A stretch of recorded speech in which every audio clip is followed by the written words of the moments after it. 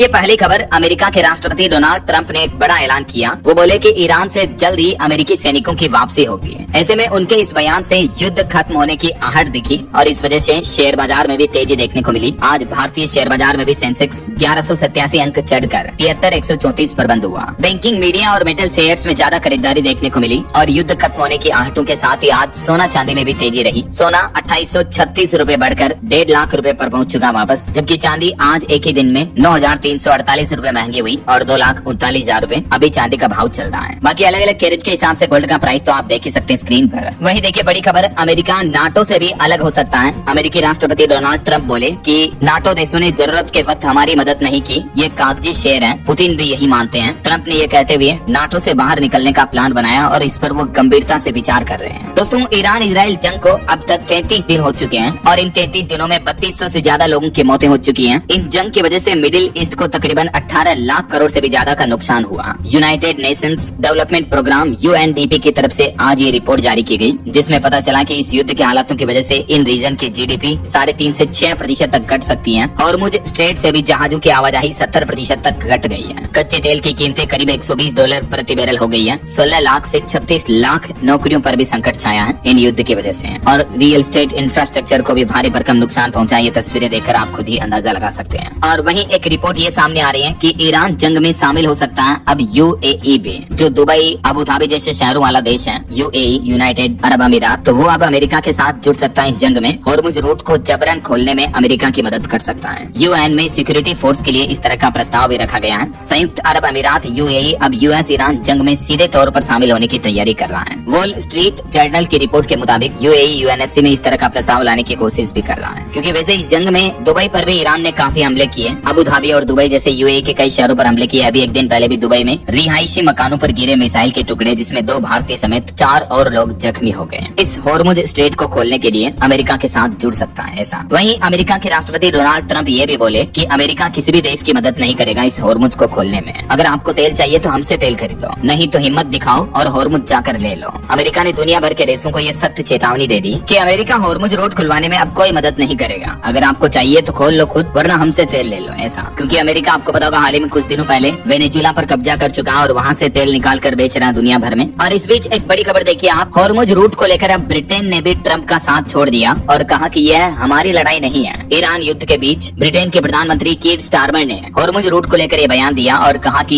ये लड़ाई आपने छेड़ी, आपकी है, हमारा इसमें कोई रोल नहीं है। ब्रिटिश प्रधानमंत्री की तरफ से आज अमेरिका और इजराइल को ये सख्त हिदायत दी गई। इधर ईरान का कहना है कि अब आज से ही हम 18 अमेरिकी कंपनियों पर हमला करेंगे। रात 10 बजे हमले की शुरुआत होगी। मिडिल ईस्ट में मौजूद कर्मचारियों से दफ्तर छोड़ने को भी कहा गया है। ईरान ने आज साफ साफ कह दिया कि Apple, Google, Tesla, Boeing, IBM, Meta, Microsoft, Intel, इस तरह की बड़ी टेक कंपनियों को निशाना बनाएंगे और उन पर हमला करेंगे। तो ईरान ने ये भी कहा कि उनमें काम करने वाले कर्मचारी दफ्तर छोड़ दें। आज रात से ये हमले की शुरुआत होगी। तो कहीं न कहीं ईरान की चेतावनी और बयानों से लगता है कि ये जंग के हालात और बढ़ सकते हैं। और अब तो इस युद्ध में रासायनिक हथियारों के इस्तेमाल का भी डर, खतरा मंडराने लगा है। इजराइल ने ईरान की एक बड़ी फैक्ट्री पर भी हमला किया आज। वहीं देखिए बहरीन पर भी 186 मिसाइलों और 419 ड्रोन से हमला किया गया। यमन ने भी इजराइल पर दागे रॉकेट। वैसे आज भी ये युद्ध कम होने का नाम नहीं ले रहा है। पश्चिम एशिया में 1 महीने से भी ज्यादा समय से चले आ रहे इस संघर्ष में हालात अब विस्फोटक और बेकाबू हो चुके हैं। और इस बीच एक चौंकाने वाली खबर आ रही कि आखिर ईरान के जो नए सुप्रीम लीडर बने मुज्तबा खामेनेई, वो अब कहाँ हैं? जंग के 1 महीने बाद भी वो गायब हैं, अभी तक दुनिया के सामने नहीं आए। ईरान के सर्वोच्च नेता जो पहले अली खामेनेई थे, उनकी मौत के बाद अब जो नए मुज्तबा खामेनेई बने, उनको लेकर अब रूसी दूत ने बड़ा दावा किया और कहा कि ईरान के नए सुप्रीम लीडर दुनिया के सामने नहीं आए हैं। उनके घायल होने और इलाज कराने की अफवाहों के बीच रूसी राजदूत ने यह भी कहा कि मुज्तबा ईरान में ही मौजूद हैं। वहीं इधर डोनाल्ड ट्रंप खर्ग द्वीप पर भी कब्जा करने की तैयारी कर रहे हैं। विशेषज्ञ बोले कि अगर ऐसा हुआ तो हजारों सैनिक मारे जा सकते हैं। ट्रंप की इस रणनीति पर भी सवाल उठा, क्योंकि ये जो खर्ग द्वीप है, ये एक्चुअली ईरान का वो द्वीप है जहाँ से तकरीबन 90% तेल का निर्यात होता है। तो ट्रंप प्लान कर रहे हैं कि अगर ये द्वीप को कब्जा लें तो ईरान के लगभग सभी तेल पर अपना कंट्रोल हो जाएगा। लेकिन एक्सपर्ट्स का ये कहना है कि खर्ग द्वीप में अमेरिका के लिए घुसना आसान होगा, लेकिन वहाँ टिकना मुश्किल होगा, क्योंकि वो इलाका ईरान के नजदीकी इलाका है। तो क्या इतनी आसानी से ईरान वहाँ से अमेरिका को तेल निकालने देगा क्या? आए दिन फिर हमले होंगे। इसलिए विशेषज्ञों ने चेतावनी दी कि खर्ग में घुसना आसान होगा, लेकिन वहाँ टिकना मुश्किल होगा अमेरिका के लिए। तो ये कुछ जंग के हालात चल रहे हैं। इस बीच हमारे देश में LPG खरीदने की तैयारी अब अंगोला से कर रही है सरकार।